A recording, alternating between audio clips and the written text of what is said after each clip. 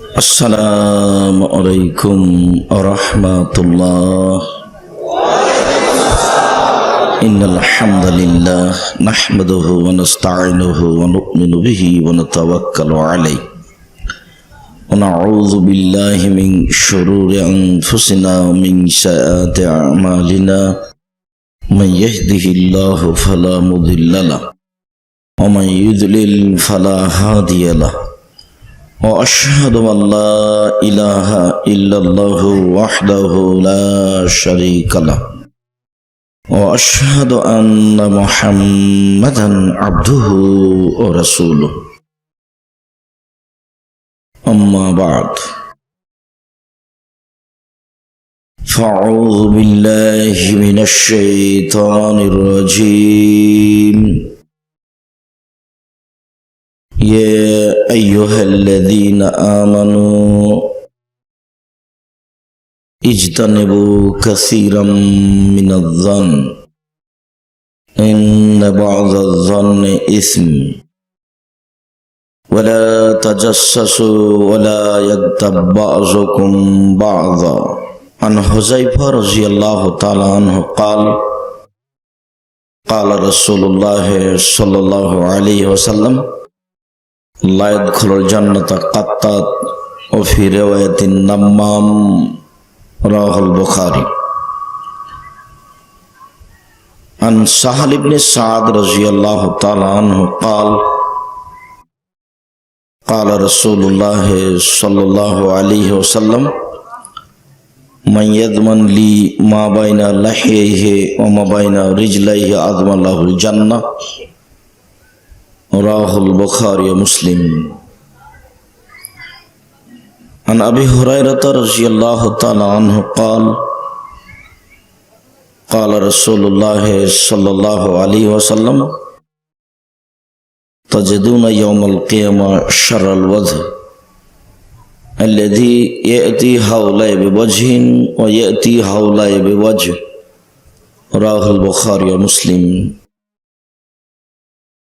সম্মানিত উপস্থিতি, প্রশংসা আল্লাহর জন্য, শান্তি অবতীর্ণ হোক আল্লাহ রাসূলের উপর সাল্লাল্লাহু আলাইহি ওয়াসাল্লাম।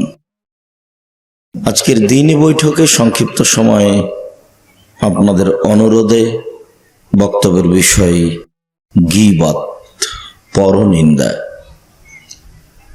যেসব পাপের কারণে পরকাল হারিয়ে যায়, যেসব পাপের কারণে সরাসরি জাহান্নাম ঘোষণা হয়েছে, তার একটি বড় পাপ হচ্ছে গীবত, পরনিন্দা। যেসব পাপ আল্লাহর কাছে ক্ষমা চেয়ে ক্ষমা হয় না, যা মানুষের সাথে জড়িত, তার একটি বড় পাপ হচ্ছে গীবত, পরনিন্দা। কতগুলো পাপ আছে যা খুব বড়, তবে ক্ষমা সহজ।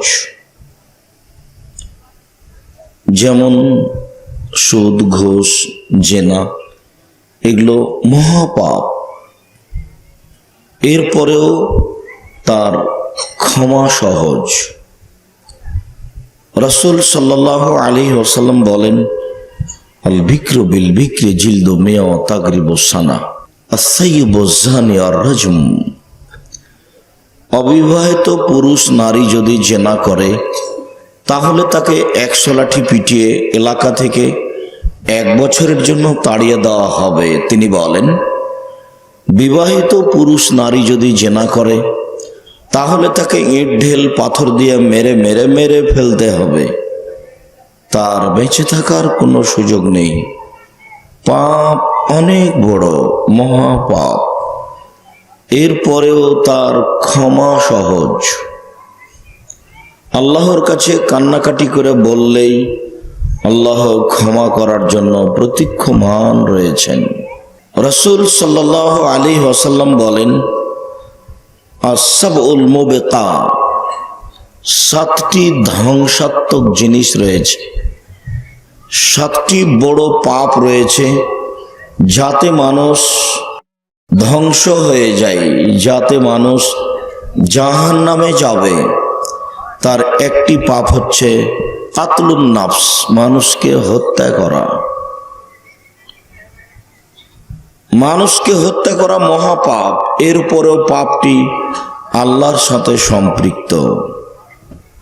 তার একটি বড় পাপ হচ্ছে আল ইশরাকু বিল্লাহ, আল্লাহর সাথে শিরক করা। শিরক করা পৃথিবীতে সবচেয়ে বড় পাপ। এরপরেও তা হচ্ছে আল্লাহর সাথে জড়িত পাপ, তা ক্ষমা নেওয়া সহজ। তবে মানুষ যদি মানুষের বদনাম করে, গীবাত করে, তাহলে তা ক্ষমা নেওয়া সহজ নয়। যত মানুষের বদনাম করেছে সমস্ত মানুষের হাত ধরে ক্ষমা নিতে হবে, অন্যথায় বিচারের মাঠে নেকি দিয়ে বুঝিয়ে দিতে হবে। অন্যথায় নেকি না থাকলে সেই লোকের পাপ নিয়ে, তার পাপ কমিয়ে নিজের জন্য জাহান্নাম ঘোষণা হবে, তার জন্য জান্নাত হবে। বিচারের পদ্ধতি এরকম। জাদু করা মহাপাপ। জাদুগারকে রাসূল সাল্লাল্লাহু আলাইহি সাল্লাম হত্যা করতে বলেছেন। এরপরেও মানুষ জাদু বিদ্যা শিখার পরে আল্লাহর কাছে ক্ষমা চাইলে আল্লাহ তা সহজেই ক্ষমা করে দিবেন। গীবাত, বদনাম এমন পাপ, এইটা করার পরে মানুষ যদি আল্লাহর কাছে ক্ষমা চায় তাহলে তা ক্ষমা হবে না। গীবাত মহাপাপ। সুদ মহাপাপ। রাসূল সাল্লাল্লাহু আলাইহি ওয়াসাল্লাম বলেন, আর রিবা সাবুনা জুজান আইসারহান কারাজুল উম্মাহু, সুদের পাপের 70টি ভাগ রয়েছে। তার ছোট ভাগ হলো মার সাথে জেনা করলে যেমন পাপ হয়। সুদ বড় ভয়াবহ পাপ। সুদ জঘন্য পাপ। সুদ সমাজ ধ্বংস করা পাপ। সুদের সবচেয়ে ছোট পাপ হলো মায়ের সাথে জেনা করলে যেমন পাপ হয়। নাউযুবিল্লাহি মিন যালিক। রাসূল সাল্লাল্লাহু আলাইহি ওয়াসাল্লাম বলেন, মা ইয়াকুলু দিরহামুর রিবা ওয়া হুয়া ইয়ালাম আসাদ্দু মিন সিত্তাতি ওয়া সালাসিনা জিনিয়া। কেউ যদি জেনে শুনে 1 টাকা সুদ খায়, 36 বার জেনা করে যত পাপ হবে, 1 টাকা সুদ খেলে তার চেয়ে বেশি পাপ হবে। এ কথা রাসূল সাল্লাল্লাহু আলাইহি সাল্লাম বলেন। আমি একজন অনুবাদক মাত্র, আরবি থেকে বাংলা করে আপনাকে আমি বোঝাচ্ছি যে জেনা কত, যে সুদ কত বড় পাপ। সামরা ইবনে জুনদুব রাদিয়াল্লাহু তাআলা আনহু বলেন, একদা আল্লাহর নবী ফজরের সালাতের পরে বললেন যে তোমরা রাত্রে কিছু স্বপ্নে দেখেছো? আমরা বললাম, জি না, আমরা কিছু দেখিনি। তিনি সকালে জিজ্ঞাসা করতেন, আমরা স্বপ্নে কিছু দেখলে আমরা তা বলতাম, তিনি তার বিবরণ দিতেন। তিনি বললেন, আমি গত রাত্রে 2 জনকে স্বপ্নে দেখেছি। ফাতায়ানি ফা খাজানি বেয়াদাইয়া, তারা 2 জন আমার কাছে আসলো, তারা আমার 2 বাহু ধরলো। ফাখরাজানি ইলা আরজিল মুকাদ্দাসা, তারা 2 জন আমাকে বাইতুল মুকাদ্দাসের দিকে টেনে নিয়ে যেতে লাগলো।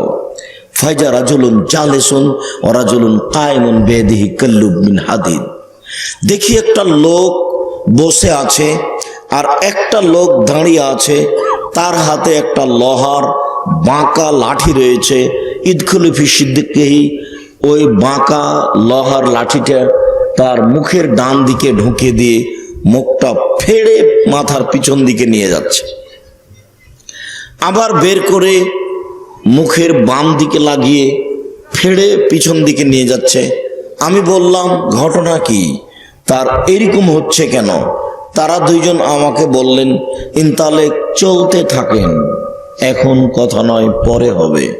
চলতে থাকলাম, হঠাৎ দেখি একটা লোক চিত হয়ে শুয়ে রয়েছে, পাশে একটা লোক দাঁড়িয়ে আছে, তার হাতে একটি লোহার বা পাথর রয়েছে, ইয়াসদাখু বিরাসিহি, এই পাথরটা তার মাথার উপরে মারছে, মাথাটা ভেঙে একবারে চৌচির হয়ে যাচ্ছে।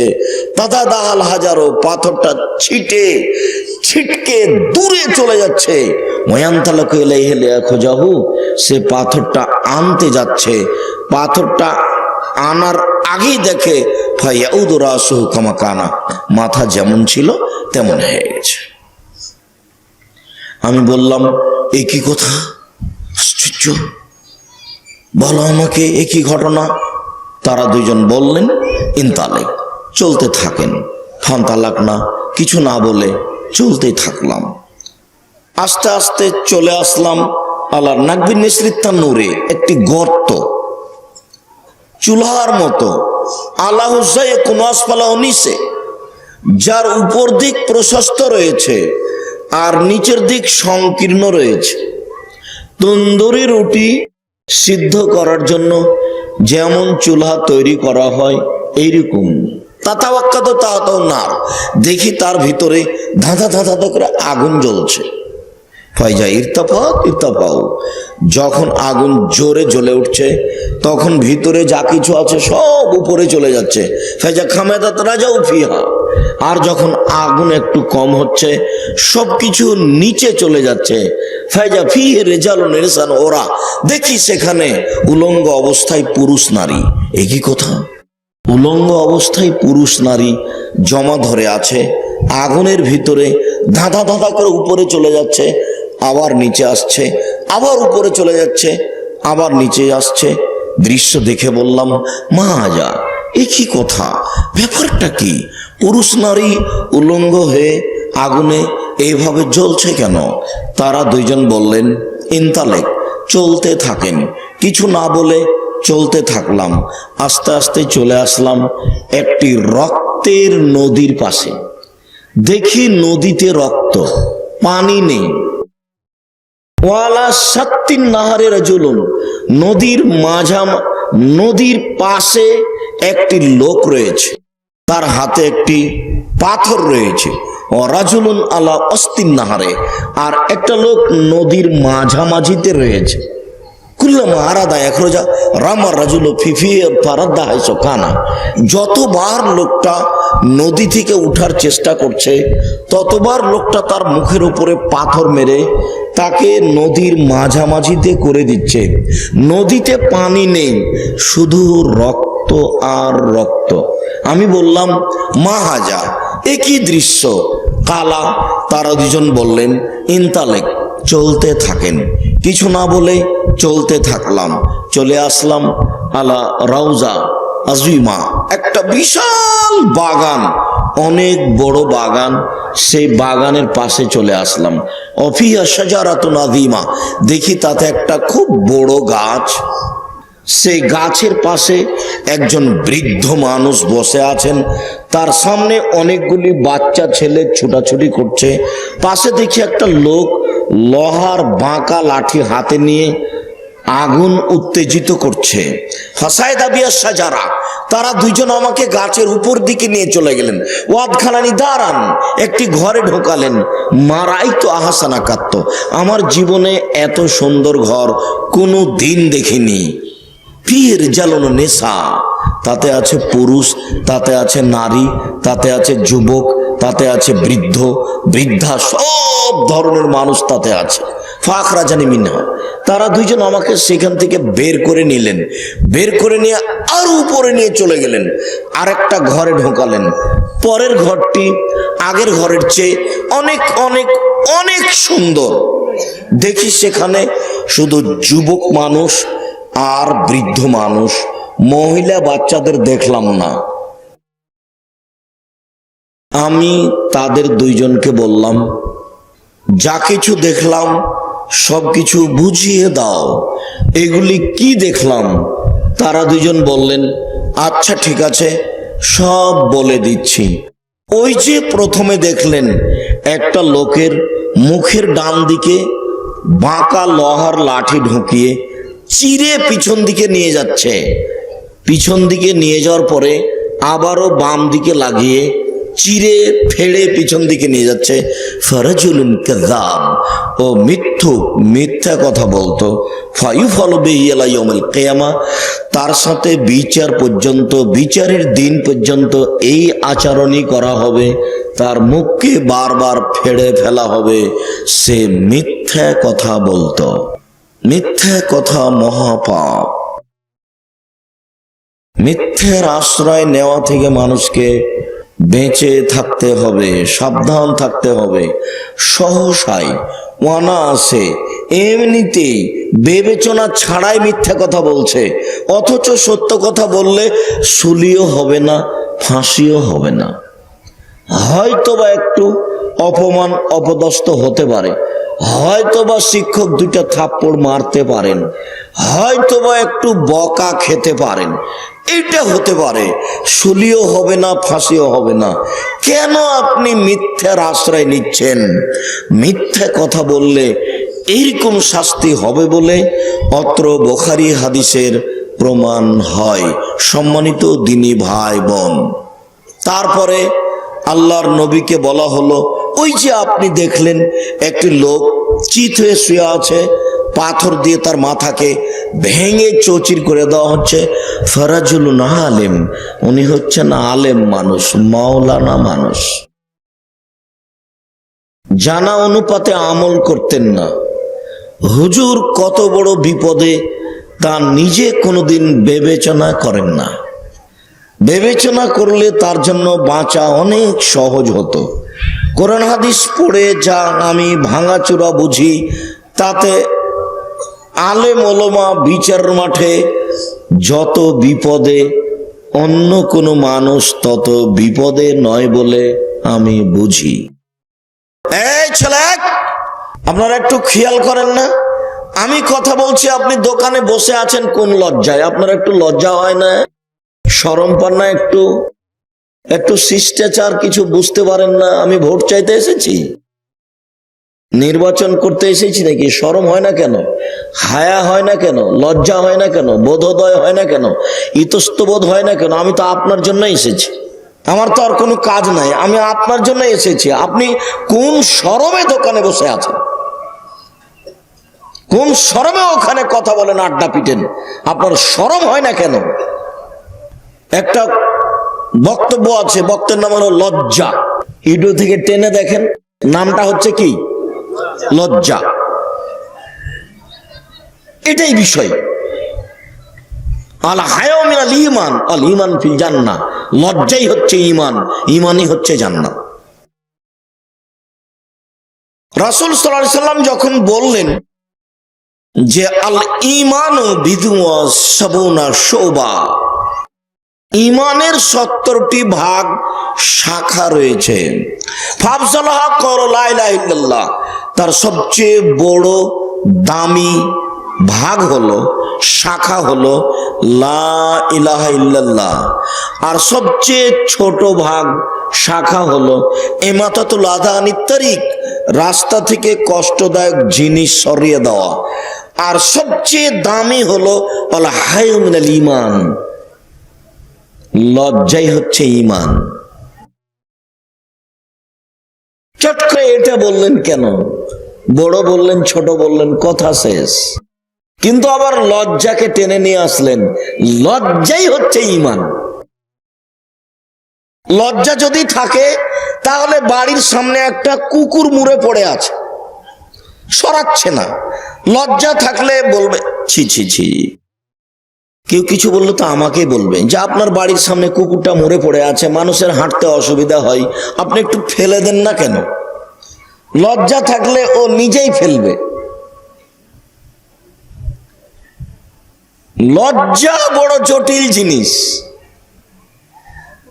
লজ্জা খুব বড় জিনিস। লজ্জা কাজে বাধা দেয়। ছি ছি ছি, কেমনে টিভিটা এভাবে ল্যাংটা মেয়ে দেখি, লজ্জা বাধা দেয়। এইখানে দোকানে বসে চাপ খাবো, আড্ডা পিটবো, মানুষে কি বলবে? যারা দোকানে বসে আড্ডা পিটে গল্প করে তাদের হাদিস গ্রহণ হবে না। এটা হলো খেলাফুল মুরুয়াত, ভদ্রতা বিরোধী কাজ। আমাদের তো চলে। 19 বছর থেকে আমি নদাপাড়াতে আছি, 19 বছর থেকে কোন চায়ের স্টলের কোন লোক যদি বলে দিতে পারে যে আমার চায়ের স্টলের সামনে আব্দুর রাজ্জাক সাহেব হাফ মিনিট দাঁড়িয়েছিল, হাফ মিনিট, তাহলে আমি আর কোনোদিন কথা বলবো না। দোকানদার চিনে কি না তা বলতে পারবো না, তবে অনুমান হয়তো বা চিনে। কই কোনদিন আমাদের তো কোনো সমস্যা হয় না। চায়ের স্টলে আমার জীবনে আমি কই আমার মনে হয় না। আমি 19 বছর থেকে আছি নদাপাড়ায়। 2 বছরের বেশি হয়ে যাচ্ছে ডাঙ্গিপাড়ায়। প্রতিষ্ঠান থেকে বের হলে কয়েকটা চায়ের স্টল আছে, ওদের একটু মনের স্বাদ আমি একটু চায়ের স্টলে বসে এক কাপ চা খাবো, তাদের কত স্বাদ কোনো দিন পূর্ণ হয় না। আমি এমন কাজ করতে পারি না যে।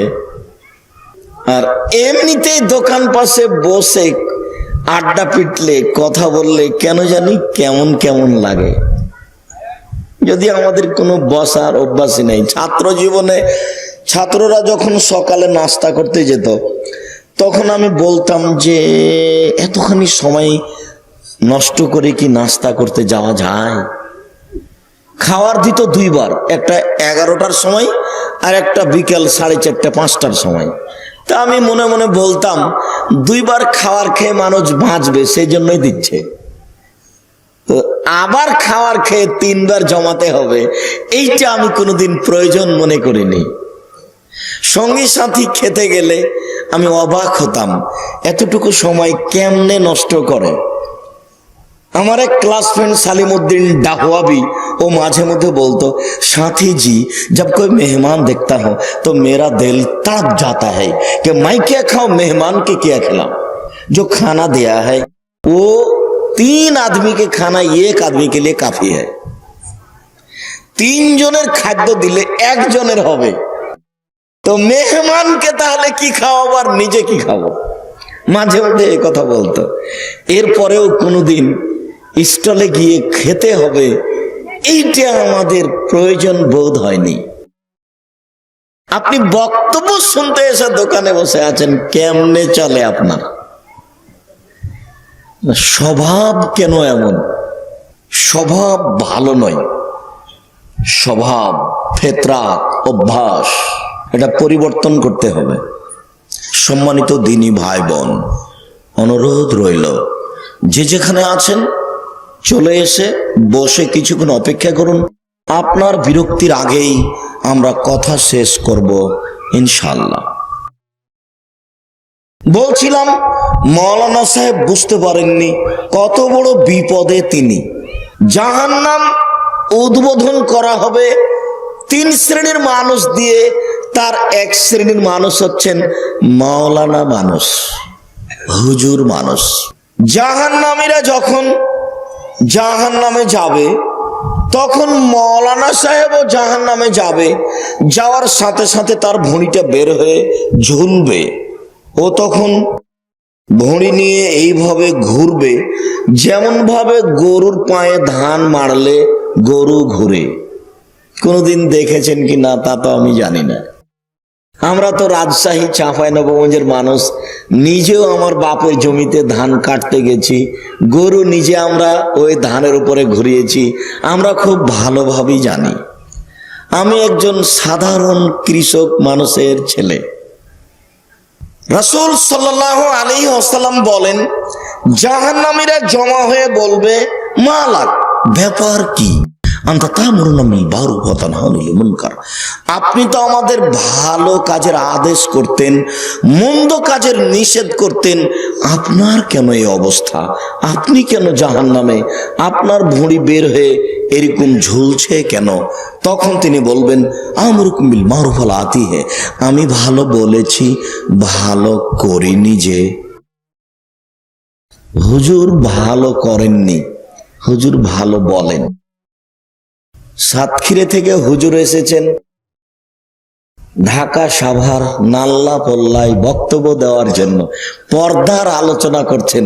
হুজুরের বাড়ি একেবারেই ঘেরা নেই, চতুর্দিকই ফাঁকা। আপনাদের এলাকায় তো দেখছি যে বাড়ির চতুর্দিক ফাঁকা, কেমনে চলে আমি বুঝতে পারি না। আপনার বাড়িতে এসে যদি আমরা কিছুক্ষণ থাকি সপরিবারে, তাহলে আপনার বাড়িটাকে আমরা মনে করব ট্রেন স্টেশন। ওখানে যেভাবে কাপড় চোপড় গায়ে দিয়ে আমাদের পরিবার থাকবে, আপনার বাড়িতেও সেরকমই হবে। আমাদের বাসায় 8 পাল্লার জানালা, 8 পাল্লা, নিচের চারটে লাগা থাকে আর উপরের 4টা সময়ে খোলা থাকে। নিচের 4টে যদি খোলা থাকে তাহলে মহিলা স্বাভাবিকভাবে ঘরে ঢুকবে না। স্বাভাবিকভাবে ঘরে ঢুকলে বাইরের মানুষ দেখতে পাবে এমন সম্ভাবনা রয়েছে। স্বাভাবিকভাবে ঢুকবে না, কেন? নিচের পাল্লাগুলি কি করা আছে? খোলা আছে। আর আপনার বাড়ি ঘেরা নাই, তবুও নাকি চলে আপনি নাকি তাহাজ্জুদ পড়েন। আসলেই কি ফাজলেমো নাকি কোনটা বুঝতে পারি না। ধর্মের সাথেও তো মানুষ মজাক করে, করতেও পারে। আপনি গরিব মানুষ, বাড়ির চতুর্দিক চট দিয়ে ঘেরেন। চট বুঝেন? চট ছালা খড় চতুর্দিক দিয়ে ঘেরেন, ঘেরে একটা দরজা রাখেন। এইভাবে কেমনে চলে? এটা তো হলো যাযাবরের মতো থাকা। যাযাবর বুঝেন না? ওই যে যেখানে সেখানে ওই ছই টাপর, ওই যে গরুর গাড়ির আগে যেটা ছিল ওটার উপরে যেমন থাকে ওইভাবে একটা ঘর করে থাকে। যাযাবর বুঝেন? কি বলেন আব্দুল রাজ্জাক সাহেব? ঢাকা সাভারে বাড়ি, যাযাবর বুঝি না মানে? আমাদের এলাকাতে তো বাইদানিরা থাকে, আমাদের এলাকাতেই তো বাইদানিরা থাকে, তবু তারাও নাকি মুসলমান, তাদেরও তো চলে। সম্মানিত দিনী ভাই বোন, হুজুর বড় বিপদে। হুজুর ঠিক কত বড় বিপদে, দিন রাত মিথ্যা বক্তব্য দিচ্ছে আর মানুষের বিরুদ্ধে বলে বেড়াচ্ছে, একটুকু চিন্তা করে না। দিন রাত কি যে বলছে ওর নিজেও জানে না, কি যে বলছে হুজুর নিজেও জানে না। হুজুর কোনোদিন ধর্মের দাম দেওয়া প্রয়োজনও মনে করে না। হুজুরের 2, 4, 500, 700, 2, 1000 হাদিস মুখস্থ আছে, তা আমাদের মনেও হয় না। 100 বছরের মধ্যে আপনাদের বয়স 30 বছরের মধ্যে, আজ থেকে নিয়ে 30 বছর পূর্ব পর্যন্ত, 30 বছর থেকে নিয়ে এখন পর্যন্ত যে কোনো আলোচকের বক্তব্য 2 ঘন্টা বারবার তদন্ত করে দেখেন 40টি হাদিস বলল কিনা, 30টি হাদিস বলল কিনা। আজ থেকে নিয়ে প্রায় 50 বছর আগে মাওলানা আব্দুল্লাহ সালেক কুড়ি দিনাজপুরি অনেক হাদিস পড়ে মানুষকে বক্তব্য শোনাতেন। এখন তো মানুষের কাহিনীতেই চলে, আর উঠেই মানুষের বদনাম করতে পারলেই চলে। আহলে হাদিস ইহুদি খ্রিস্টানদের দালাল, এই কথা বলতে পারলেই চলে। কত কি বলে তার কোনো হিসাব নাই। বিচার তো আর এখন নগদ হয় না, কাজে বুঝতে পারে না সে কত বড় বিপদে। রাসূল সাল্লাল্লাহু আলাইহি ওয়াসাল্লাম বলেন, আমি মেরাজে যাচ্ছিলাম, হঠাৎ দেখি অনেক মানুষ তাদের ঠোঁট এবং জিহ্বাকে আগুনের কেঁচি দিয়ে কেটে দেওয়া হচ্ছে। কেঁচি বুঝেন না কাঁচি বলেন? কেঁচি, আগুনের কেঁচি দিয়ে জিহ্বা কেটে দেওয়া হচ্ছে। তো রাসূল সাল্লাল্লাহু আলাইহি ওয়াসাল্লাম বলছে, জিবরাইল মানা, কি কথা, জিবরাইলের আকার, এদের জিহ্বা ঠোঁট আগুনের কেঁচি দিয়ে কেটে দেওয়া হচ্ছে কেন, এরা কারা? তখন জিবরাইল আলাইহিস সালাম বলছেন, হাউলাই খুতবাউ মিন উম্মতিক, এরা হচ্ছে আপনার উম্মতের বক্তা, যারা বক্তৃতা করে বেড়াতো। নেন এবার, আল্লাহ বলছেন বক্তব্য দাও, আল্লাহর নবী বলছেন বক্তব্য করো, দাও। আর আল্লাহর নবী আবার বলছেন যে এদের ঠোঁট কেটে নেওয়া হচ্ছে, যাদের জিহ্বা কেটে নেওয়া হচ্ছে, যারা তারা বক্তা। আল্লাহ রাসূল বলছেন, মানরা মিনকুম মুনকারান ফালিগাইরু বিয়াদিহি, যে কোনো মানুষ যে কোনো অন্যায় দেখলে জোর করে ঠেকাবে, সম্ভব না হলে মুখে বলবে, সম্ভব না হলে এড়িয়ে চলবে, অন্তরে ঘৃণা করবে।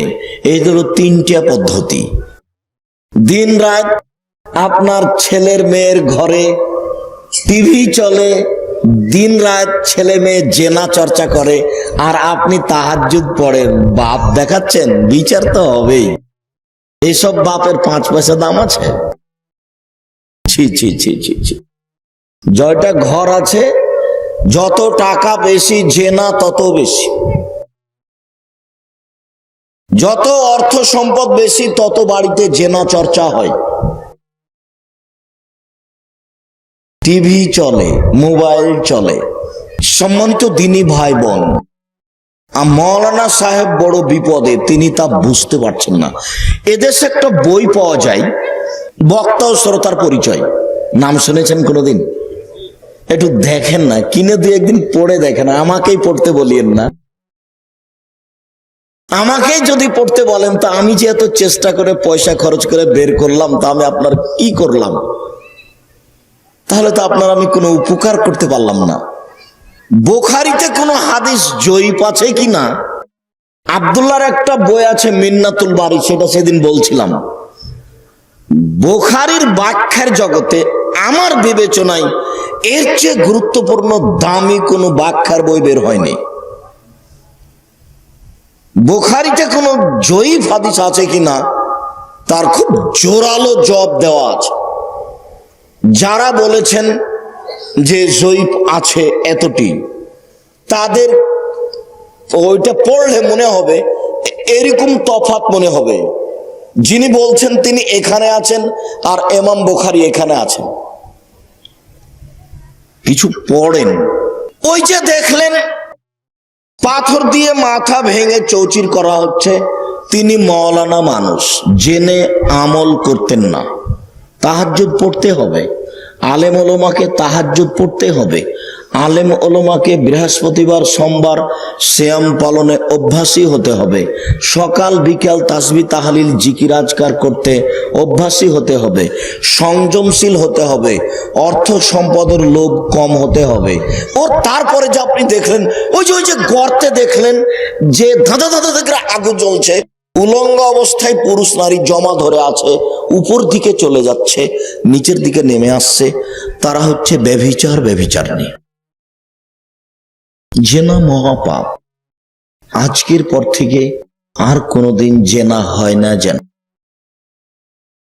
তার নামটা, মেয়েটার নামটা একেবারেই ভুলে যান। যেমন ভাবে মারিয়াম বলেছিলেন, কুনতু নাসিয়াম মানসিয়া, আমি এমন হয়ে যেতাম, পৃথিবীতে আমাকে কেউ জানতো না যে আমি মারিয়াম। আমি যে একটা মারিয়াম মেয়ে মানুষ, এটা যেন কেউ না জানতো। আর আমি কি দিয়ে বুঝাবো? যখনই জিবরাইল আমাকে বললেন যে তোমার একটা সন্তান হবে, তখন আমি বললাম আমার সন্তান কি করে হতে পারে? লামিয়াম শাসনি বাসারুন ওয়ালা মা কুবাগিয়ে, আমার বিবাহ হয়নি, আমি ব্যভিচারিণীও নই।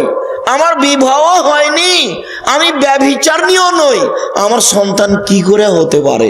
তখন জিবরাইল আমাকে বলছেন, একুলু রব্বুক, তোমার প্রতিপালক বলেন যে ও আলাইয়া হাইয়েন, বাপ ছাড়া সন্তান সৃষ্টি করা আমার কাছে একেবারেই সহজ, কোনো ব্যাপারই নয়।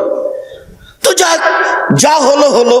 সন্তান নিয়ে যখন গ্রামে চলে আসলাম, তখন গ্রামবাসী বলছে, ছি ছি রে, লাকাদ জিতে শাইয়াম ফারিয়া, ছি ছি ছি ছি ছি ছি ছি, কত খারাপ কাজ করেছ, অবৈধ সন্তান নিয়ে এসেছ।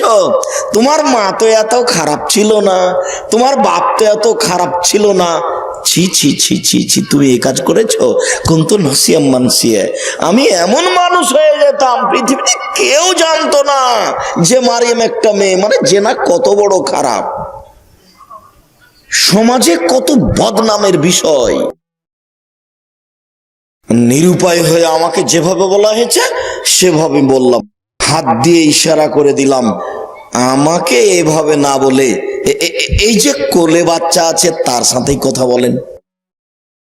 কোলের বাচ্চা বলছে, ইন্নী আব্দুল্লাহ, আমি আল্লাহর বান্দা, আমি নবী, ওয়াজআলানি নবিয়্যা, আল্লাহ আমাকে নবী করে দিয়েছে। এরপরেও তার দুশ্চিন্তে যায় না, তিনি মারিয়াম। সম্মানিত দিনী ভাই বোন, আজকের পর থেকে ওই মেয়েটা, যে মেয়ে যার সাথে আপনি কথা বলছেন দিনরাত, ও যে মেয়ে, এটা আর নেই। জীবনের মতো ভুলে যান না তো, এরকম কোনো মেয়ে নেই যার সাথে আমি কথা বলি। মোবাইল পৃথিবীতে সবচেয়ে খারাপ জিনিস আমার বিবেচনায়, আপনার বিবেচনায় সবচেয়ে ভালো জিনিস হতে পারে। জেনার সবচেয়ে বড় মাধ্যম। আপনি কথা বলবো না বলে এইখানে বসেছেন, ঘরে গিয়ে কেউ নাই, ঘুম আসেনি, ধীরে হাতটা মোবাইলে চলে গেল তার সাথে কথা বলার জন্য। ঘরে যে কত শয়তান আছে আপনি যদি দেখতে পেতেন তাহলে বুঝতে পারতেন। একজন শয়তান আর একজনের শয়তানের গায়ে খালি ধাক্কা খাচ্ছে, হাজারো লক্ষ শয়তান চতুর্দিক ঘেরা আছে আপনাকে অপদস্থ করার জন্য, পাপে লিপ্ত করার জন্য। কোটি কোটি শয়তান মানুষের সাথে লেগে আছে ওকে বিপদে ফেলার জন্য।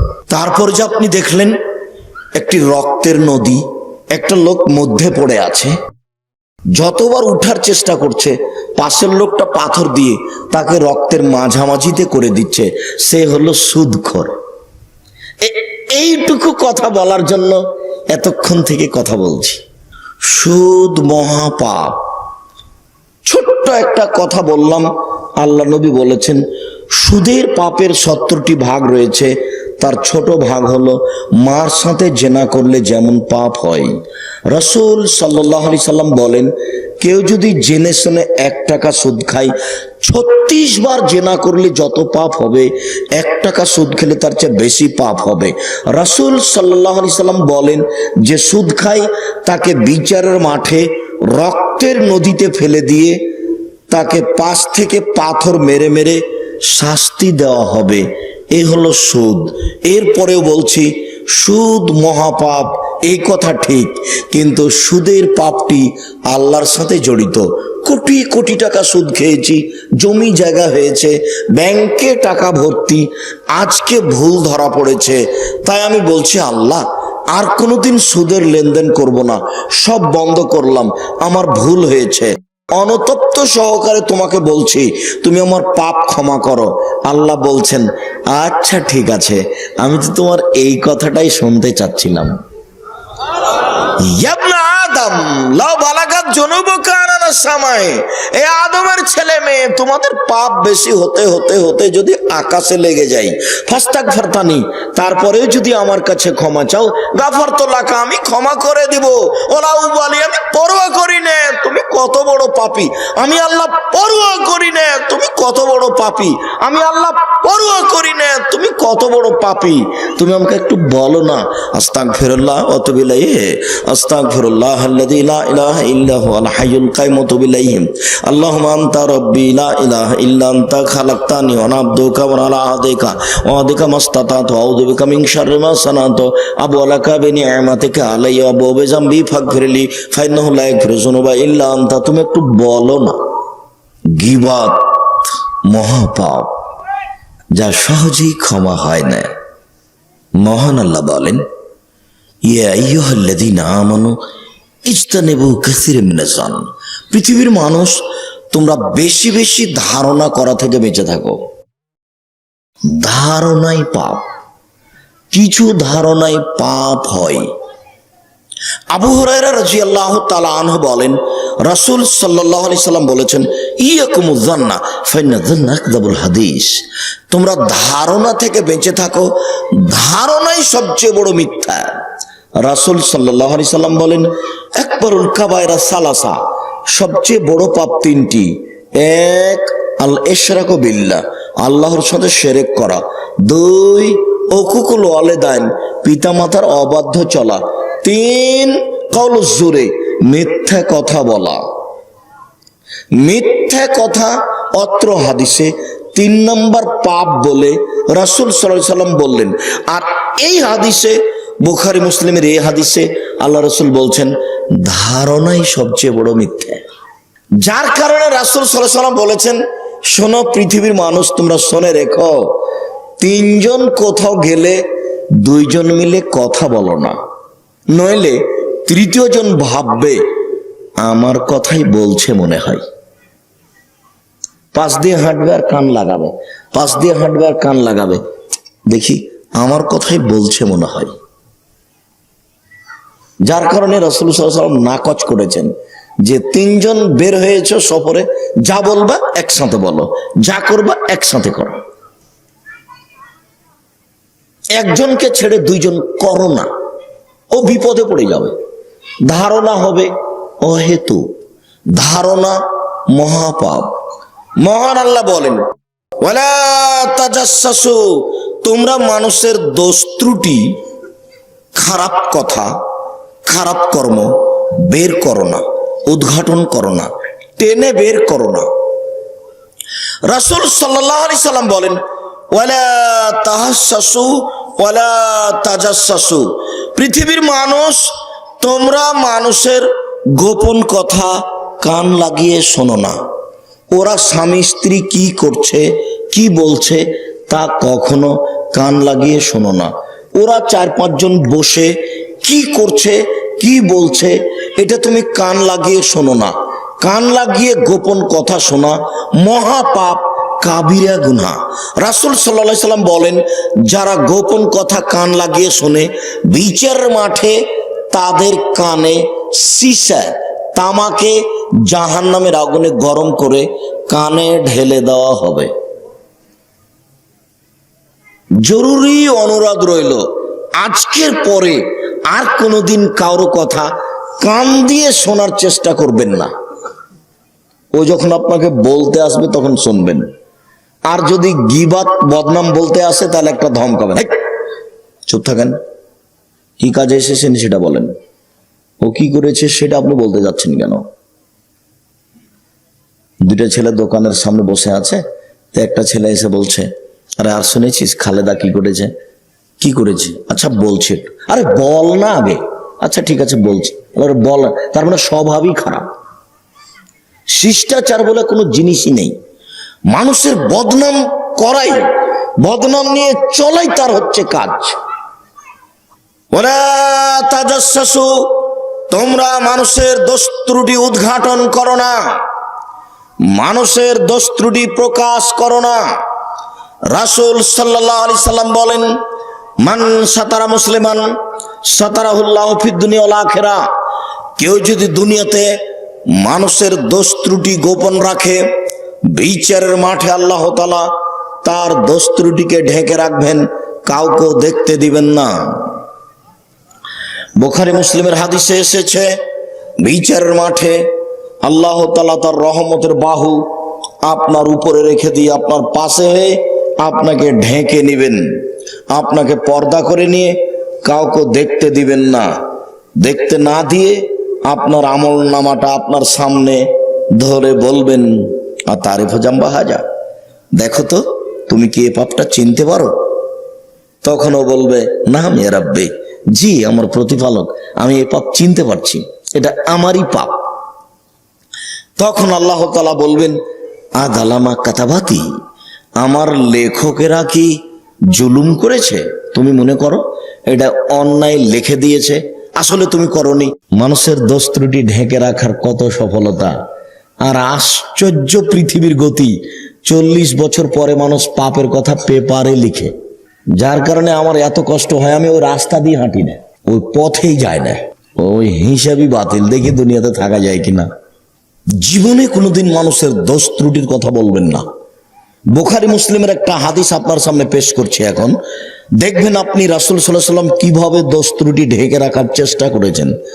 বাস্তব আপনার সামনে প্রমাণ হবে, মনে হবে যে নগদ বাস্তবায়ন হচ্ছে। যা মাইজ ইবনে মালিক এর নবী সাল্লাল্লাহু আলাইহি সাল্লাম, মাইজ ইবনে মালিক রাসূলের সামনে এসে বললেন, তাহিরনি ইয়া রাসূলুল্লাহ, আল্লাহ রাসূল আমাকে পবিত্র করুন। তখন আল্লাহ রাসূল বলেন, ইরজি, বাড়ি ফিরে যাও, আস্তাগফিরুল্লাহ, আল্লাহর নিকটে ক্ষমা চাও, অতুব ইলাইহি, তুমি তওবা করো, তোমার পাপ ক্ষমা হয়ে যাবে। লোকটি চলে গেল। ফারাজা গায়রা বাইদিন, একটু গিয়ে আবার ফিরে এসে বলছে, তাহিরনি ইয়া রাসূলুল্লাহ, আল্লাহ রাসূল আমাকে পবিত্র করুন। তখন আল্লাহ রাসূল বলছেন, ইরজে, বাড়ি ফিরে যাও, আস্তাগফিরুল্লাহ, আল্লাহর নিকটে ক্ষমা চাও, অতুব ইলাইহি, তুমি তোবা করো। লোকটি চলে গেল। ফারাজা গায়রা বাইদিন, একটু গিয়ে আবার ফিরে এসে বলছে, তাহিরনি ইয়া রাসূলুল্লাহ, আল্লাহ রাসূল আমাকে পবিত্র করুন। আল্লাহ রাসূল বললেন, ইরজে, বাড়ি ফিরে যাও, আস্তাগফিরুল্লাহ, আল্লাহর নিকটে ক্ষমা চাও, অতুব ইলাইহি, তুমি তোবা করো। লোকটি চলে গেল। একটু গিয়ে আবার ফিরে আসলো। চতুর্থবার ফিরে এসে বলছে, তাহিরনি ইয়া রাসূলুল্লাহ, আল্লাহ রাসূল আমাকে পবিত্র করুন।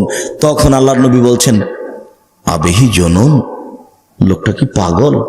আরে আমি বলছি তুমি যাও, যায় না কেন? ক্ষমা চাইবে, পাপ ক্ষমা হবে। আমি বলছি ক্ষমা চাও, যত বড়ই পাপ হোক না কেন বলছি তুমি ক্ষমা চাও, ক্ষমা হবে। সে বুঝতে চায় না কেন? সে কি পাগল? তাই আমার কথা বুঝে না? আলু লাইসা মাজনুন, সাহাবীগণ বললেন, জি না, ও তো পাগল নয়, ও তো ভালো মানুষ। তখন আল্লাহ রাসূল বলছেন, আর সারেবা খামরান, তাহলে কেউ নেশাদার দ্রব্য মদ পান করেছে, তাই তার মস্তিষ্ক বিকৃত হয়েছে, সে আমার কথা বুঝে না, সে যায় না কেন?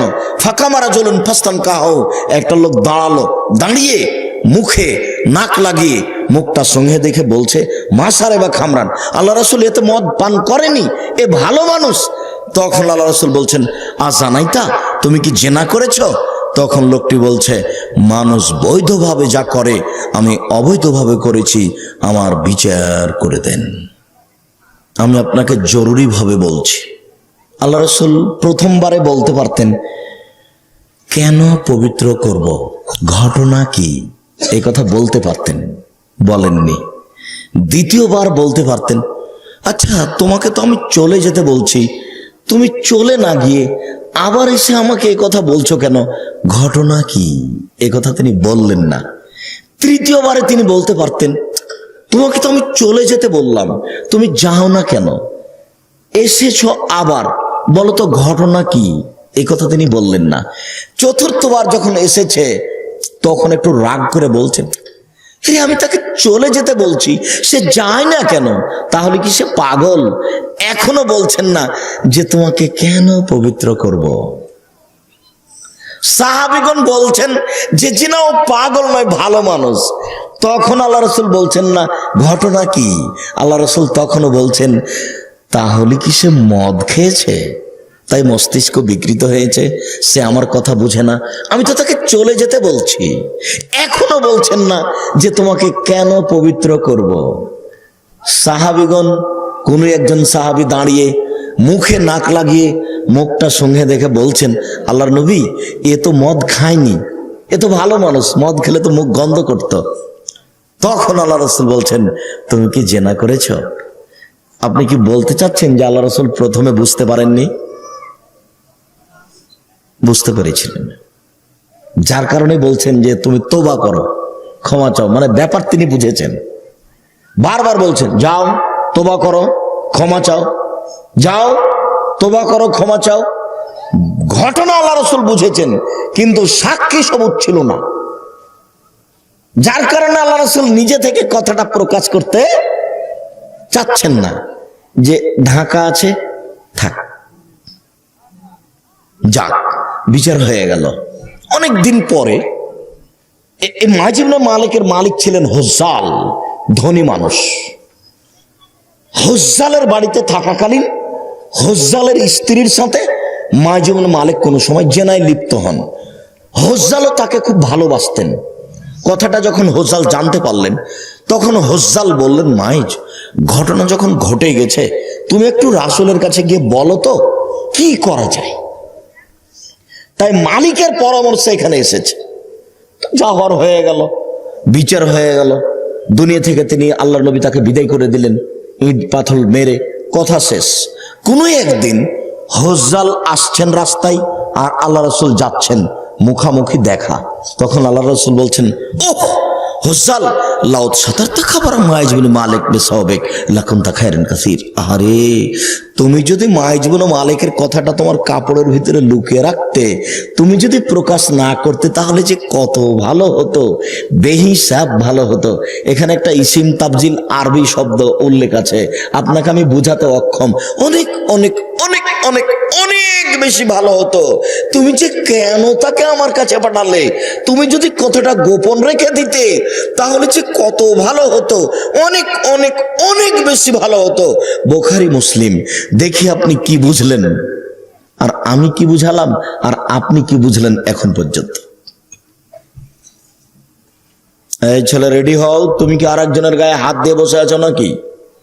আজকের পরে যেন তোমার মুখ দিয়ে আর কোনোদিন মানুষের বদনাম বের না হয়। নিজেকেও বলছি, সবাই সতর্ক হই। সমাজ এত জটিল, একটু দিয়ে মুখামুখি দল। মুখামুখি দল মানে বদনাম করাই লাগবে। বদনাম না করলে তো দল টিকে না। বদনাম দিয়েই দলের জন্ম। দলের জন্ম কি দিয়ে? বদনাম দিয়েই। দুই একজন লোক সাথে পেয়েছে নেতা, তারপরে বলছে ওকে দেখে নেব, প্রস্তুত আছি আমরা, ও তো অমুক খারাপ তমুক খারাপ, এই নিয়ে কাটছে দিন রাত। আমার জীবনে আমি কোনোদিন কোনো সদস্য ফর্ম পূরণ করিনি। 1 মিনিটের জন্য আমার জীবনে আমি কোনোদিন কোনো দল করিনি, এক সংগঠন করিনি। আমার জীবনে 1 মিনিটের জন্য করিনি, ভবিষ্যতে কোনোদিন করব না ইনশাআল্লাহ। আহলে হাদিসে কোরআন এবং সহিহ হাদিস মেনে থাকার চেষ্টা করব ইনশাআল্লাহ। আল্লাহ তুমি রক্ষা করো, আল্লাহুম্মা আমিন। মহাপাপ আমার অজান্তে আমার মুখ দিয়ে এমন কিছু বের হয়ে গেল, আল্লাহর নবী বলছেন যে তোমার অজান্তে এমন কথাগুলো বের হয়ে গেল, যেই কথার কারণে তুমি জাহান্নামে চলে যাবা। যেই জাহান্নামের ব্যবধান হলো পূর্ব পশ্চিমের যত ব্যবধান। তোমার বদনামের কারণে তুমি জাহান্নামে চলে গেলে তোমার জন্য ওই জাহান্নাম, যেই জাহান্নামের শুরু শেষ পূর্ব পশ্চিমের শুরু শেষ। সম্মানিত দিনী ভাই বোন, উপস্থিত বৈঠকের মুসলিম বোন, এদিকে শোনেন। দিন রাত তো খালি বদনাম দিয়ে কাটে। মহিলা মানে বদনাম। আর একজনের কথা না বললে বুবু শুনেছে ওই কথা বলছে, আর আমাকে বলতে নিষেধ করেছে, তুমি জানে কাউকে বলো না। স্বভাবই নষ্ট। আজকে বাড়িতে গিয়ে স্ত্রী ছেলে মেয়ে নিয়ে একটা বৈঠক করবেন ছোট্ট করে। আজকের পর থেকে আমাদের এই বাসায় আর কোনোদিন কারো বদনাম হবে না। বদনাম করতে কিন্তু খুব ভালো লাগে, খুব স্বাদ পাওয়া যায়। মানে আপনার শত্রুর বদনাম হচ্ছে যে, আর কেউ যদি আপনার বিরোধী মানুষের বদনাম করে, তাহলে আপনি বলবেন হ্যাঁ ঠিকই বলতেন, ও খুবই হারামি, খুবই শয়তান, খুব শয়তান, কই এই সেই নানান কিছু। আপনাকে খুব ভালো লাগে। বদনামের ফল হলো খুব মিঠে। আল্লাহ তুমি রক্ষা করো, আল্লাহুম্মা আমিন। সম্মানিত দিনী ভাই বোন, একটু লক্ষ্য করুন। মহান আল্লাহ বলেন, ওলা একদাবাজুকুম বাজা, তোমরা পরস্পরে গীবাত বদনাম করো না। হুযায়ফা রাদিয়াল্লাহু তাআলা আনহু বলেন, রাসূল সাল্লাল্লাহু আলাইহি সাল্লাম বলেছেন, লা ইয়াদখুলুল জান্নাতা কাত্তাত ওয়া ফি রাওয়ায়াতিন নাম্মাম, বদনাম করে যে সে জান্নাতে যাবে না। বদনামের ফল হলো জাহান্নাম। চুগলখড়ি করে যে সে জান্নাতে যাবে না। এখানকার কথা ওইখানে লাগাই, ওইখানকার কথা এইখানে লাগাই। এ হলো চুগলখোর, এ হলো মুনাফিক, এ হলো চুগলখোর। এ জান্নাতে যাবে না বলে রাসূল সাল্লাল্লাহু আলাইহি সাল্লাম বলেন, মহান আল্লাহ বলেন, ওয়াইলুল লিকুল্লি হুমাযাতিল লুমাযা, সামনে মুখামুখি বদনাম করে যে, পিছনে বদনাম করে যে, অয়েল নামক জাহান্নামে যাবে সে। মুখের ওপরে বদনাম করছে, তুমি খুব খারাপ মানুষ, তোমার চরিত্র খারাপ। ওর আরে বদনাম করছে, খুবই খারাপ, রাত দিন জেনা করে বেড়াই, মানুষের চুরি করে বেড়াই। রাসূল সাল্লাল্লাহু আলাইহি সাল্লাম বলেন, আল্লাহ তাআলা বলেন, বদনাম করে যে মুখামুখি, বদনাম করে যে পিছনে, এদের জন্য অয়েল নামক জাহান্নাম রয়েছে। একটি জাহান্নামের নাম অয়েল, অয়েল নামক জাহান্নামে রয়েছে। বা সুনিশ্চিত ধ্বংস, তারা ধ্বংস হবেই, সামনাসামনি বদনাম করে যারা। আবু হুরায়রা রাদিয়াল্লাহু তাআলা আনহু বলেন, রাসূল সাল্লাল্লাহু আলাইহি ওয়াসাল্লাম বলেছেন, তাজিদুনা ইয়াউমাল কিয়ামা শারাল ওয়াজহি, বিচারের মাঠে তোমরা সবচেয়ে খারাপ মানুষ পাবে তাকে। বিচারের মাঠে সবচেয়ে নিকৃষ্ট, নেককারজনক, নোংরা মানুষ তাকে পাবে, ওকে পাবে। আল্লাযী ইয়াতি বিহাউলাই, আল্লাযী ইয়াতি হাউলাই বিওয়াজহিন ওয়া ইয়াতি হাউলাই বিওয়াজহিন, এক মুখে এইখানে আসে, এক মুখে ওইখানে যায়, ওইখানে এক মুখে কথা বলে, এইখানে আর এক মুখে কথা বলে। এই হলো বিচারের মাঠে সবচেয়ে খারাপ মানুষ বলে রাসূল সাল্লাল্লাহু আলাইহি সাল্লাম বলেন। হাদিস বুখারী, মুসলিম। আনাস রাদিয়াল্লাহু তাআলা আনহু বলেন, রাসূল সাল্লাল্লাহু আলাইহি সাল্লাম বলেছেন, মান কানা যাল ওয়াজহাইনি কানা লাহু ইয়াউমাল কিয়ামা লিসানান মিন নার, যার হলো মুখ দুইটা দুনিয়াতে, চাঁপাইনবাবগঞ্জের ভাষায় দোমুখা, যারা রাজশাহীর ভাষায় ওর কথা বলছো তো দুই মুখ, ওর দোমুখা। আরে দোমুখার কথা ছাড়ো, এটা মানুষেও বলে। আল্লাহর নবী মুহাম্মদ সাল্লাল্লাহু আলাইহি সাল্লাম বলেন, দুই মুখ যাদের, বিচারের মাঠে তার একটি মুখে দুইটি আগুনের জিহ্বা হবে। ভালো করে মনে রাখেন, মানুষের কথা যে বলে বেড়াই, তার মুখে কয়টা জিহ্বা হবে? দুইটা। কিসের তৈরি? আগুনের তৈরি। এই কথা মুহাম্মদ সাল্লাল্লাহু আলাইহি সাল্লাম বল। আমার কোনো ব্যক্তিগত কথা নয়, বড় ভয়াবহ কথা, বড় ভয়াবহ কথা। মুখে দুটি আগুনের জিহ্বা হবে, কি সাধারণ কথা হলো? আনাস রাদিয়াল্লাহু তাআলা আনহু বলেন, রাসূল সাল্লাল্লাহু আলাইহি ওয়াসাল্লাম বলেছেন, লা তুয়াইয়িরুল মুসলিমিনা, তোমরা মুসলমানের নিন্দা করো না, ওয়ালা তুযুহুম, তোমরা ওদেরকে কষ্ট দিও না। মুসলমান পরস্পরে তোমরা পরস্পরকে কষ্ট দিও না। এই কথা বলার পরে রাসূল সাল্লাল্লাহু আলাইহি ওয়াসাল্লাম বলেন, ওয়ালা তাত্তাবিউ আওরাতিহিম, তোমরা তাদের পিছনে পড়ো না, তোমরা তাদেরকে অপমান করার চেষ্টা করো না। মান তাতাব্বা বিআওরাতি আখিহিল মুসলিম, কোন মানুষ যদি তার মুসলমান ভাইয়ের পিছনে পড়ে, ওর বদনাম করো, ওকে অপমান করো, এই যদি পিছনে পড়ে, তাতাবাল্লাহু আওরাতুহু, আল্লাহ তাআলা তখন তার পিছনে লেগে যাবেন। আপনি আমার পিছনে লেগে গেলে আল্লাহ আপনার পিছনে লেগে যাবেন। ওমান তাতাবাল্লাহু তাআলা, আল্লাহ যার পিছনে লেগে যাবেন, লা ইয়াফজাহু, আল্লাহ তাকে অপমান করেই ছাড়বেন। আও লা ইউফজিহু, আল্লাহ তাকে অপমান করেই ছাড়বেন।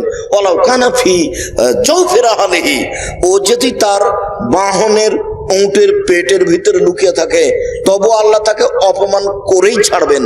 মানুষ তো আর বাহনের পেটের মধ্যে ঢুকতে পারে না। মানুষ আপনার বদনাম করার পরে চলে গেছে লন্ডন, আল্লাহ তাকে ওখানে অপমান করে ছাড়বেন। আপনার বদনাম করার পরে মাটির নিচে চলে গেছে, কোনো পাথরের ভিতরে ঢুকে আছে, ওখানে কেউ নেই, তারপরেও আল্লাহ তার অপমানের ব্যবস্থা ওখানে করবেন। তিনি সর্বশক্তিমান, তিনি সবকিছু করতে পারেন। আজকের পর থেকে জীবনে কোনোদিন কাউকে খাটো করার জন্য কোনো কথা সমাজে বলবেন না। এই কথাটা শিখেন। ছিছি, মানুষের কথা এভাবে বলো কেন? আরে বলেন সুখ, দুনিয়ার শয়তান মানুষ, খুব খারাপ মানুষ। আচ্ছা, ওকে এভাবে বলো না জানি, তোমার তাহলে আমি তোমার সাথেই থাকবো না। যা, এইভাবে একটু বলতে শিখেন, এইভাবে বলতে শিখেন। বদনাম, গীবাত মহা পাপ, যা মানুষের সাথে জড়িত পাপ, আল্লাহর সাথে নয়, যা সহজেই ক্ষমা হবে না। আনাস রাদিয়াল্লাহু তাআলা আনহু বলেন, রাসূল সাল্লাল্লাহু আলাইহি সাল্লাম বললেন, লাম্মা উরিজা বি রাব্বি, আমার প্রতিপালক যখন আমাকে ওপরে নিয়ে গেলেন। আমাদের নবী মুহাম্মদ সাল্লাল্লাহু আলাইহি সাল্লাম বলেন, আমার প্রতিপালক যখন আমাকে উপরে নিয়ে গেলেন, ফাইজা কওমুন, হঠাৎ দেখি অনেক মানুষ, লাহুম নুহাসুন লাহুম আজফারু মিন নুহাসিন, তাদের লম্বা লম্বা তামার নখ, খুব বড় বড় নখ। অনেক মানুষ দেখি তাদের লম্বা লম্বা তামার নখ। এক মাস শোনো উজুহাহুম, এইভাবে মারছে মুখের উপরে থাবা আর গোস্ত তুলে নিচ্ছে, মারছে মুখের উপরে, বুকের উপরে থাবা আর নিজের গোস্ত এভাবে তুলে ছিঁড়ে নিচ্ছে। আমি জিবরাইল মানা হলে কি কথা, এরা কারা? আরে নিজের নখ দিয়ে নিজের মুখ ছিঁড়ে নিচ্ছে, নিজের মুখ ছিঁড়ে ফেলছে, এরা কারা? তখন জিবরাইল আলাইহিস সালাম বলছেন, হাওলা ইয়াকাউনা ফি আরাজিন নাস ইয়াকুলুনা লুহমাহুম, এরা হচ্ছে ওরা যারা মানুষের বদনাম করত, এরা হচ্ছে ওরা যারা মানুষের গোশত খেত, এরা হচ্ছে ওরা যারা মানুষের বদনাম করত। বদনামের ফল হলো এইটা, নিজের মুখের গোশত নিজে এভাবে খামচা মেরে ছিঁড়ে তুলবে আর নখ হবে বড় বড় তামার। এ কথা রাসূল সাল্লাল্লাহু আলাইহি সাল্লাম বলেছেন। আবু হুরায়রা রাদিয়াল্লাহু তাআলা আনহু বলেন, রাসূল সাল্লাল্লাহু আলাইহি সাল্লামকে জিজ্ঞাসা করা হলো, আন আকসারে আই ইদখিলান নারা, আল্লাহ রাসূল, বেশি বেশি জাহান্নামে যাবে মানুষ কি করলে? মানুষের বেশি বেশি জাহান্নামে যাওয়ার কারণ কি? এইটা জিজ্ঞাসার উত্তরে আল্লাহ রাসূল বললেন, আল ফারজ ওয়াল ফাম, মুখ আর লজ্জা স্থান, এই দুটা দিয়ে মানুষ বেশি বেশি জাহান্নামে যাবে। মুখ আর লজ্জা স্থান, মুখ দিয়ে গীবাত আর লজ্জা স্থান দিয়ে জেনা, এই দুটার মাধ্যমে মানুষ বেশি বেশি জাহান্নামে যাবে। রাসূল সাল্লাল্লাহু আলাইহি সাল্লাম একথা বললেন, হাল তাদরুনা মাইকুবুন নাসান নারা, সঙ্গী সাথী বলতে পারো মানুষকে পিছন দিক থেকে জাহান্নামে ধাক্কা মেরে নিক্ষেপ করে কি? সঙ্গী সাথী বলতে পারো মানুষকে পিছন দিক থেকে ধাক্কা মেরে জাহান্নামে নিক্ষেপ করে কি? সঙ্গী সাথী বলতে পারো মানুষকে পিছন দিক থেকে ধাক্কা মেরে জাহান্নামে নিক্ষেপ করে কি? এই কথা বলতে বলতেই ফাখাজা লিসানাহু, এই জিহ্বাটা ধরে নিয়েছেন, জিহ্বাটা ধরে নিয়ে বলছেন, এ দেখো, এই জিহ্বা মানুষকে পিছন দিক থেকে ধাক্কা মেরে জাহান্নামে নিক্ষেপ করবে। তাহাজ্জুদ পড়লেন কিন্তু মুখ ঠিক হয়নি। একটা লোক রাসূলের সামনে এসে বলছে, অমুক মহিলা বেশি বেশি সালাত আদায় করে, বেশি বেশি সিয়াম পালন করে, বেশি বেশি দান খায়রাত করে, তবে ইউজি জারাহু, প্রতিবেশীকে কষ্ট দেয়, প্রতিবেশীর বদনাম করে, গীবত করে। তখন আল্লাহ রাসূল বলছেন, হিয়া ফিন্নার, ও জাহান্নামে যাবে। তাহাজ্জুদ দিয়ে জান্নাত হচ্ছে না বদনামের কারণে, দান দিয়ে জান্নাত হচ্ছে না বদনামের কারণে। খুব পরহেজগার মানুষ কোরআন তেলাওয়াত করে, রাতে তাহাজ্জুদ পড়ে, জিকির আজকার করে, অর্থ সম্পদ দান করে। আল্লাহ রাসূল সাল্লাল্লাহু আলাইহি সাল্লাম বলেছেন, আব্দুর রাজ্জাক সাহেব বলছিলেন, আস-সাদকাতু বুরহান, দান হলো দলিল। বিচারের মাঠে আমি বলবো আমি জান্নাত পাবো, তো আল্লাহ আমাকে বলবেন কেন? আমি বলবো আমার কাছে দলিল আছে, এই জমি আমার, প্রমাণ এই যে দলিল, এই বাড়ি আমার, প্রমাণ এই যে দলিল, জান্নাত আমি পাবো, প্রমাণ আমার কাছে দান আছে, দলিল। আল্লাহ রাসূল বলেছেন। তখন আল্লাহ বলবেন, বদনাম করেছে যে, ওইটা আর হলো না, কথা ঠিকই ছিল, দান মানে দলিল, কিন্তু বদনাম দিয়ে ওটা কেটে গেছে। দেখছেন, তাতে কিন্তু কোনো সুবিধা নেই। আমি আর আপনি খালি একটু মজা ভোগ করলাম, যে তার একটু কি করলাম, বদনামটা করলাম, খুব ভালো লেগেছে।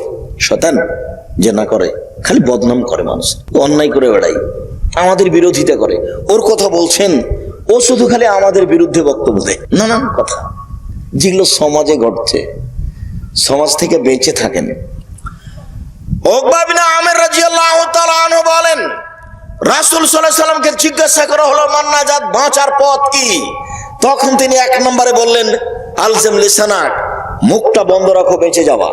আবু সাঈদ খুদরি রাদিয়াল্লাহু তাআলা আনহু বলেন, রাসূল সাল্লাল্লাহু আলাইহি সাল্লাম বললেন, মাইয়াজমান লি মা বাইনা লাহিহি ওয়া মা বাইনা রিজলাইহি আজমাউল জান্নাহ, পৃথিবীর মানুষ শুনে রাখো, তোমরা যদি দুইটা জিনিস জিম্মেদারি নিতে পারো, আমি মুহাম্মদ সাল্লাল্লাহু আলাইহি সাল্লাম জান্নাতের জিম্মেদারি নিলাম।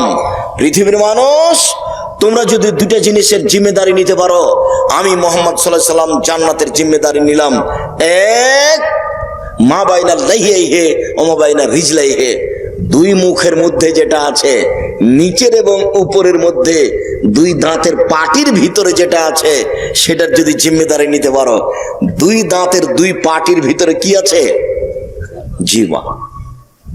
আল্লাহ রাসূল বলছেন ওইটা জিম্মেদারি তুমি নাও, আর আমি জান্নাতের জিম্মেদারি নিলাম। পৃথিবীর মানুষ সবাইকে বললেন আল্লাহ নবী যে জিহ্বা তোমার, জান্নাত আমার, জান্নাত আমি নিয়ে দিব, জিহ্বা ঠিক করো, ব্যবহারই করবেন না মুখ। কুল বিল খায়র আবিল ইসমত। রাসূল সাল্লাল্লাহু আলাইহি ওয়াসাল্লাম বলছেন পারলে ভালো কথা বলো, নইলে চুপ থাকো, পারলে ভালো কথা বলো, নইলে চুপ থাকো, পারলে ভালো কথা বলো, নইলে চুপ থাকো। আয়েশা রাদিয়াল্লাহু তাআলা আনহা বলেন কুলতু লিন নবী সাল্লাল্লাহু আলাইহি সাল্লাম ফি সাফিয়াতে কাযা কাযা, আমি একদিন আল্লাহ রাসূলের পাশে সাফিয়ার ব্যাপারে এই বললাম সাফিয়া রাদিয়াল্লাহু তাআলা আনহা খাটো মহিলা, আপনি সাফিয়ার অত প্রশংসা করেন কেন? আপনি বলেন সাফিয়া সম্ভ্রান্ত পরিবারের মেয়ে, আপনি বলেন সাফিয়া সুন্দরী মহিলা, আপনি বলেন সাফিয়া বুদ্ধিমতী মহিলা। বুখারীর হাদিসে এসেছে উমর রাদিয়াল্লাহু আনহু বলছেন হাফসা আয়েশার সুন্দরতার ভিত্তিতে আল্লাহর নবী তাকে বেশি ভালোবাসে। আয়েশা সুন্দরী তো, এই কারণে আল্লাহর নবী তাকে ভালোবাসে বেশি। এই ভালোবাসা দেখতে গিয়ে তুমি যেন বিপদে পড়ো না, তুমি এটা ধৈর্য ধারণ করিও, মেনে নিও। তাহলে বোঝা যাচ্ছে যে আয়েশা রাদিয়াল্লাহু তাআলা একজন সুন্দরী মহিলা। হাদিসে, বুখারী মুসলিমের হাদিসে বহুবার এসেছে এই কথা। এখন হয়তোবা সব মিলে সাফিয়া রাদিয়াল্লাহু তাআলা আনহা সুন্দরী মহিলা হবেন বলে হাদিসের বিবরণে বোঝা যায়। মাঝে মধ্যে আল্লাহ রাসূল তার প্রশংসা করতেন। তখন আয়েশা রাদিয়াল্লাহু তাআলা আনহা বলছেন আরে কি যে একটা খাটো মহিলার আপনি প্রশংসা করেন। তখন আল্লাহ রাসূল বলছেন লাকাদ কুলতি কালিমাতান লা মুজসাত বিহাল বাহর লা মাজিজাত। আয়েশা ছি ছি, তুমি এমন কথা বললে, তোমার এই কথা যদি সাগরে ফেলে দেওয়া হয় তাহলে সাগরের পানি ঘোলা হয়ে যাবে। তুমি এমন কথা বললে, এই কথা যদি সাগরে ফেলে দেওয়া হয় তাহলে সাগরের পানি ঘোলা হয়ে যাবে। কি কথাটা বলেছেন? খাটো। মুখ বন্ধ করেন, আজকের পর থেকে কারো বদনাম করবেন না, ভালো মন্দ বলবেন না, চুপচাপ থাকেন। পরিবারকে নিয়ে মাঝে মধ্যে বৈঠক করবেন। পরিবারের তো ছেলে মেয়ে কম, আপনারা ছিলেন 10 ভাই বোন, আর আপনার একটা ছেলে একটা মেয়ে, ছেলেটা দুনিয়ার বদ শয়তান, টাকা বেশি আছে, শয়তানি করে। ছেলে মেয়ে কম, যার জন্য 150 চাউল রান্না করেছে 100। তো মেহমান চলে এসেছে দুপুরে, তখন স্ত্রী বলছে যে কি করবে, যদি মেহমানকে দাও তাহলে সব ভাত শেষ হয়ে যাবে, চানাচুর বিস্কুট দিয়ে মেহমান বিদায় করে দাও। কমসে কম দুপুরে 500 চাউল রান্না করবেন, সারাদিন ফকিরে মিসকিনে খাবে, রাতে গরুতে খাবে। আপনার মায়ের স্বভাব যে আপনাকে আমি ধরতে বলেছি, আপনার মা, আপনারা ছিলেন 16 জন, 10 ভাই বোন, 2টা ফকির, কত হলো? 12টা। 2টা হলো কিষান কামলা, 14টা। আর আপনার বাপ মা কতটি হলো? 16 জন। 16 জনের ভাত রান্না করতেন আপনার মা ঢেঁকিতে ধান ভেঙে, কোনোদিন তার কাছে ভারী হয়নি। এখন আপনি একদিন আপনার মায়ের 80 বছর বয়স, দরজায় একটা মহিলা ফকিরনি দাঁড়িয়ে আছে, তা আপনি ঢুকছিলেন, তখন আপনি বলছেন শরত তাড়াহুড়ার সঙ্গে রাস্তা ঘেরে বসে আছে। এই কথাটা আপনার মা শুনে নিয়েছে। তখন আপনার মা ভিতর থেকে বলছে ছি বেটাচ্ছে, ফকিরকে ওভাবে কথা বলতে হয়, 1-2 টাকা দিলে চলে যাবে, তোমার ছেলে ফকিরকে এভাবে কথা বলো কেন?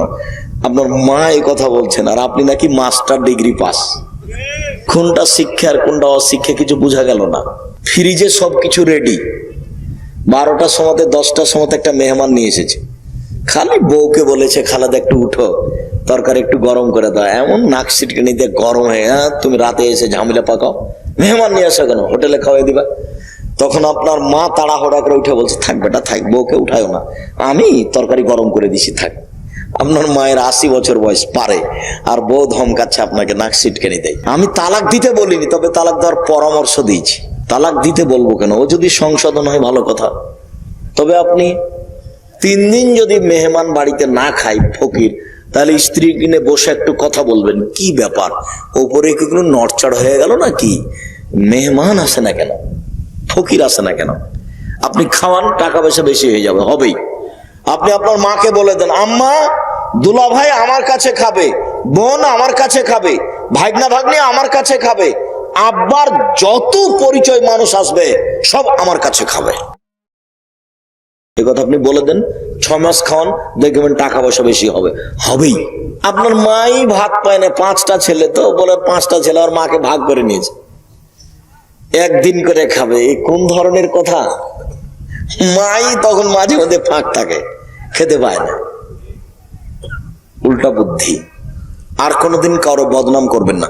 আবু হুরায়রা রাদিয়াল্লাহু তাআলা আনহু বলেন, রাসূল সাল্লাল্লাহু আলাইহি সাল্লাম বললেন, হাল তাদরুনা মাল গীবাত, সঙ্গীর সাথে বলতে পারো বদনাম কাকে বলে? তুমি বলতে পারো গীবাত কাকে বলে? কালু আল্লাহ রাসূলুহু আলাম, সাহাবীগণ বললেন, জি না, আমরা বলতে পারি না বদনাম কাকে বলে, গীবাত কাকে বলে, আল্লাহ এবং আল্লাহ রাসূলই ভালো জানেন। তখন আল্লাহ রাসূল বলছেন, শুনো, যিকরুকা আখাকে ইয়াকরাহু, তুমি তোমার ভাইয়ের কথা বলবে, ও যদি শুনতে পাই তাকে যদি খারাপ লাগে, এটাই হলো গীবাত। তুমি কারো কথা বলছো, ও যদি শুনতে পাই তাকে যদি খারাপ লাগে, এটাই হলো গীবাত। তুমি কারো কথা বলছো এখানে, এই কথা যদি ও শুনতে পাই তাকে যদি খারাপ লাগে, এটা হলো গীবাত। তাকে যদি ভালো লাগে তাহলে তার গীবাত হলো না, তাকে যদি খারাপ লাগে এটা হলো গীবাত।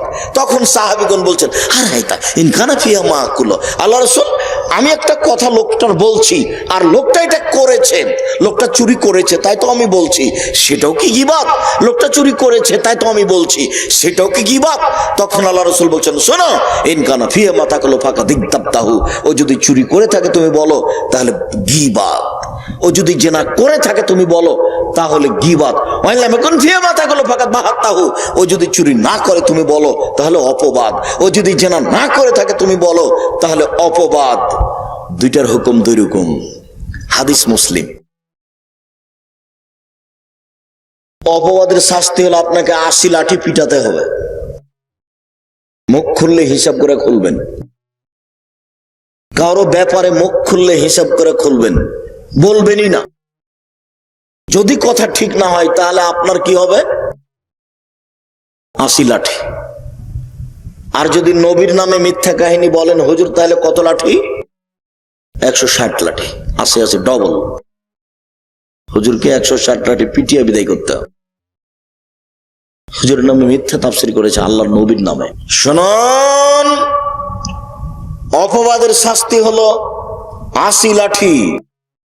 আর যদি বাস্তব অন্যায় করে থাকে আপনি বলেন গীবাত, এবার ক্ষমা হবে কিভাবে? যতক্ষণ পর্যন্ত যার গীবাত করেছেন তার হাত ধরে ক্ষমা না নিচ্ছেন, তিনি ক্ষমা না করছেন, ততক্ষণ পর্যন্ত ক্ষমা হবে না। হজ করতে চলে যান, হজ করতে চলে গিয়ে বাকি সময় কাবা ঘরে থেকে যান, কান্নাকাটি করেন যে আমি চেয়ারম্যানের বদনাম করেছি, অমুকের বদনাম করেছি, আল্লাহ তুমি ক্ষমা করো। মরা পর্যন্ত, কিয়ামত পর্যন্ত ক্ষমা চাইলে হবে না। এর নাম মানুষের সাথে জড়িত পাপ।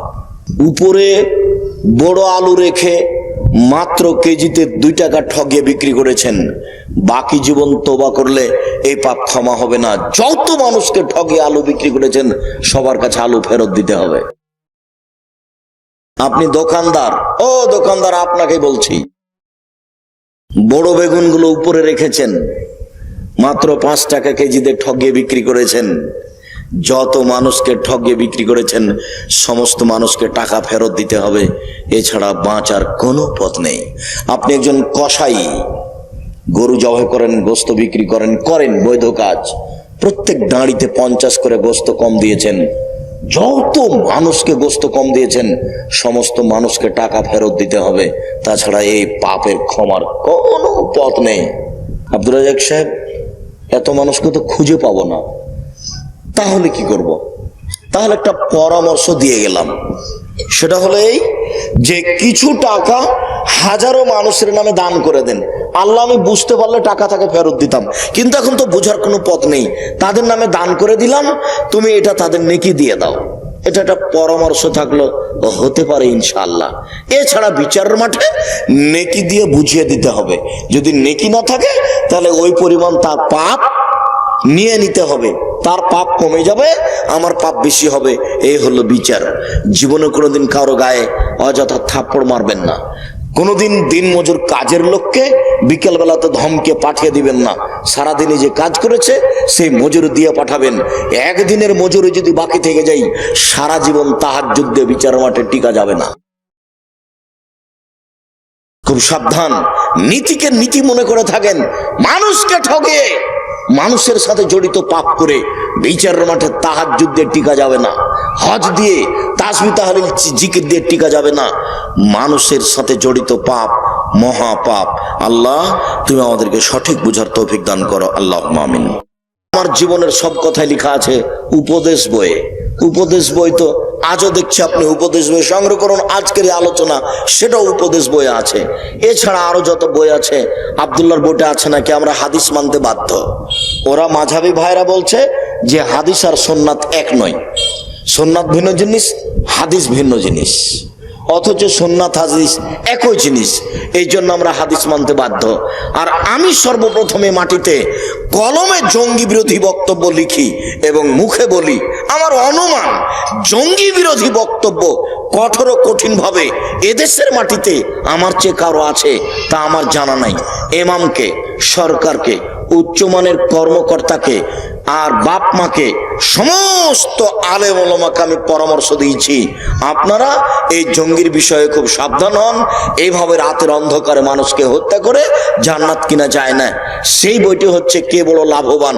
ওর একটা হেডলাইন আছে যে জঙ্গি কর্মকাণ্ড ইসলাম সমর্থন করে না, আদর্শ পুরুষ আদর্শ নারী, মাসিক আল ইতেসাম, মিন্নাতুল বারি, সমস্ত বইগুলি স্টেজ থেকে সকল দিনী ভাই বোনকে নেওয়ার অনুরোধ রেখে আলোচনা এখানেই শেষ করলাম।